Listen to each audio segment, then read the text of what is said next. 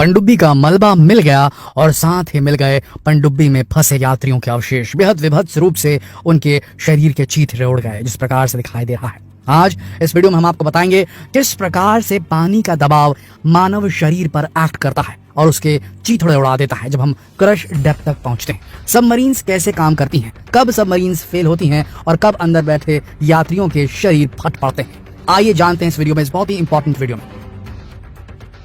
देखिए दोस्तों, सबमरीन्स जो होती हैं उन्हें इंजीनियर्स दो टाइप की लिमिटेशंस देते हैं। एक लिमिट वो जिसे कहा जाता है डाइविंग लिमिट, यानी कि हर पनडुब्बी की एक डाइविंग लिमिट होती है। आपको बता दें, समंदर में जैसे हम सतह से नीचे गहराई की ओर जाना चालू करते हैं तो पानी का दबाव लगातार बढ़ता जाता है। आप इसे कुछ इस तरीके से इमेजिन कर सकते हैं कि अगर आप पानी में 200 मीटर नीचे निकले तो 200 मीटर अगर पानी के नीचे आ गए हैं, मतलब डेप्थ में आ गए हैं समंदर के, तो आपके सर के ऊपर सोचिए 200 मीटर ऊपर तक जितना पानी हो सकता है उस पूरे पानी का दबाव पड़ेगा। उस पानी का वेट सोचिए कितना होगा, पूरा भार पड़ेगा। इसे ही प्रेशर कहा जाता है, समझिए।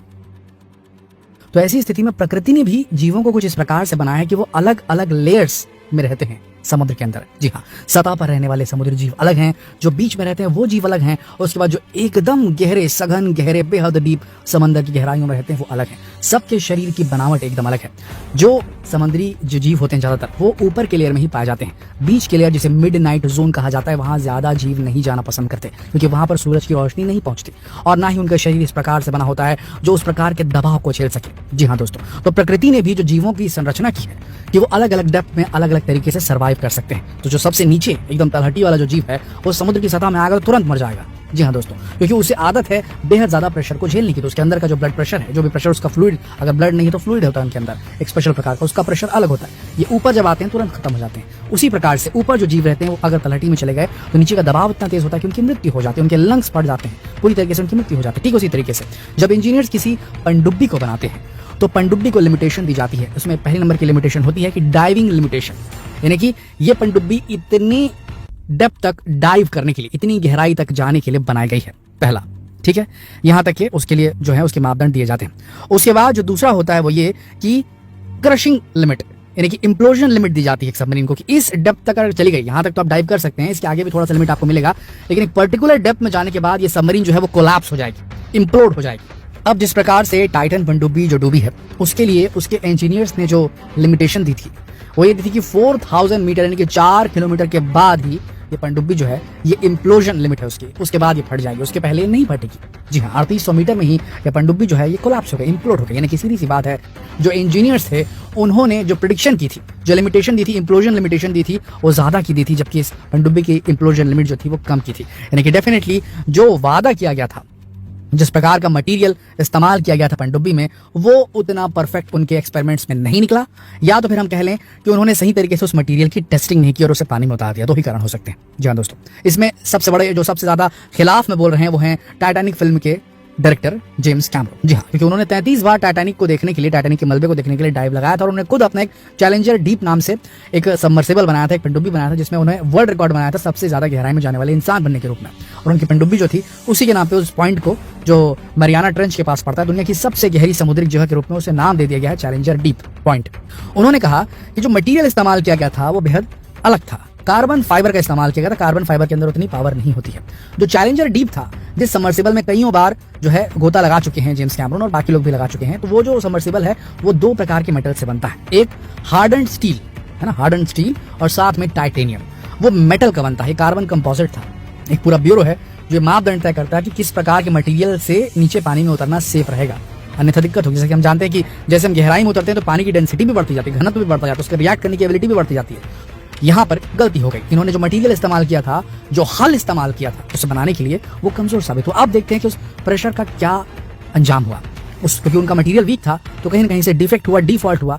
कई बार पहले टाइटन पनडुब्बी उतर चुकी थी नीचे क्रश डेप्थ तक के, कुछ नहीं हुआ तो, लेकिन हर बार जब उतर रही थी उसमें धीरे धीरे फॉल्ट आता जा रहा था और इवेंचुअली इस बार जब उसने गोता लगाया तो वो नहीं सर्वाइव कर पाई, फट गई पूरी तरीके से। उतना उसके अंदर पावर नहीं था, उसके हल के अंदर जो उसकी खोल होता है उसके अंदर इतनी पावर नहीं थी कि वो जो कार्बन कंपोजिट से बना हुआ जो खोल है वो वाटर के प्रेशर को हैंडल कर सके। अब आते हैं कि ह्यूमन शरीर पर क्या असर पड़ा होगा। हम बात करते हैं उन लोगों की जो सबमर्सिबल के अंदर बैठे होंगे, टाइटन पनडुब्बी के। तो देखिए, जहां कहीं भी डिफेक्ट रहा होगा वहां से पानी बेहद तेज गति से अंदर घुसा होगा। अब जैसे कि हम सब जानते हैं कि पानी के अंदर कोई एयर का बुलबुला निकले तो एक अलग अपना स्पेस, एक वॉइड, एक बीच में गैप बना के ऊपर की तरफ निकलता है। ठीक उसी तरीके से टाइटन पनडुब्बी के अंदर एक ऑक्सीजन या गैसों का एक गुब्बारा तो हो गई होगा। अब जब पानी अंदर घुसा तेज गति से, क्योंकि दबाव बहुत तेज था उस जगह पर जहां पर ये पनडुब्बी से कॉन्टैक्ट टूटा, वहां इम्प्लोड हुआ जो बताया जा रहा है, उतने तेज दबाव में जहां पर थाउजेंड्स ऑफ पाउंड पर स्क्वायर इंच का प्रेशर था, उस जगह में पानी एक छोटे से छेद से भी बहुत तेज गति से आएगा, बहुत ताबड़तोड़ तेज गति से। और वैसे ही हुआ होगा, तेज गति से पानी अंदर घुसा, पर वो एयर बबल अंदर हवा का जो गोला बीच में जो टाइटन पनडुब्बी के बना होगा, जिसमें सब सांस ले रहे थे सारे यात्री, उस गोले में उस एयर को पूरी तरीके से कंप्रेस किया होगा पानी ने। और हम सब जानते हैं जब एयर को बहुत बुरी तरीके से कंप्रेस कर दिया जाता है तो क्या प्रोड्यूस होती है? हीट प्रोड्यूस होती है। इतनी हीट प्रोड्यूस हुई होगी बताया जा रहा है जितनी सन के सरफेस पे होती है, 5000 डिग्री फ़ारेनहाइट। जी हाँ, 5000 डिग्री सेंटीग्रेड। जी हाँ, इतनी टेम्परेचर, इतना ताप वहां मौजूद हुआ होगा, लेकिन वो ताप इतने देर तक वहां मेंटेन नहीं रह पाया होगा कि वो पूरी चीजों को जला दे। नतीजा क्या हुआ होगा? जो ह्यूमन बॉडीज वहां मौजूद होंगी पूरे ह्यूमन सॉस में, पूरा उनका बॉडी मैश होकर के लिक्विडी फॉर्म में हो गया होगा और वो बाहर निकल गया होगा जब इम्प्लोड हुआ वो। तो पहले तेज रश निकला पानी का तेज गति से उस हल्के से छेद से, और एक तो घर्षण भी होगा, उससे भी फ्रिक्शन जनरेट होगा, ऊपर से अंदर जो एयर का बबल है उसे पूरी तरीके से कंप्रेस कर देगा वहां पर जो पानी का प्रेशर है, और वो कंप्रेस्ड एयर एकदम गर्म हो जाए।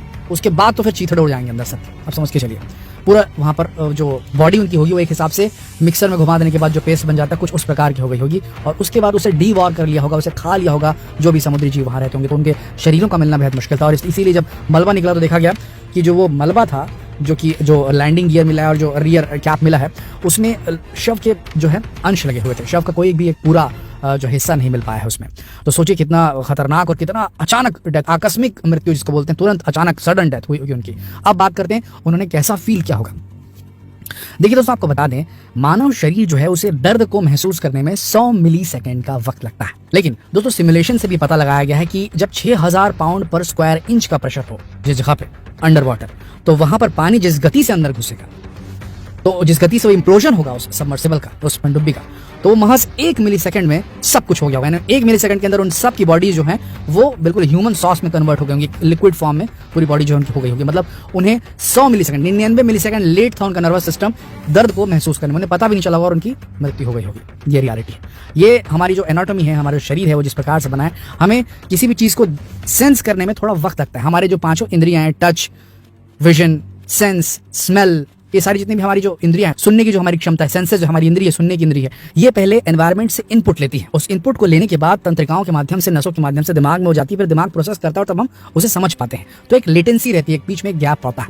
हम किसी चीज को देखते हैं और उसे समझने में हमें 30 मिली सेकंड का वक्त लगता है। अगर 30 मिली सेकंड से फास्ट कोई चीज होती है तो हमारा दिमाग उसे कॉम्प्रिहेंड नहीं कर पाता, देख ही नहीं पाता, समझ ही नहीं पाता। ये रियलिटी है। जी हाँ दोस्तों, तो इसी प्रकार से उन्होंने बिल्कुल दर्द का एहसास बिल्कुल नहीं किया था। 1 मिली सेकंड के अंदर उनकी मृत्यु हो गई होगी और 99 मिली सेकंड बचे होंगे उन्हें दर्द का एहसास करने में। 100 मिली सेकंड लगते हैं कि इंसान को दर्द के एहसास को महसूस करने में। जी हाँ दोस्तों, तो कुछ इस प्रकार का जो पानी का दबाव होता है वो इतना खतरनाक होता है कि मानव शरीर को चूरा चूरा कर सकता है।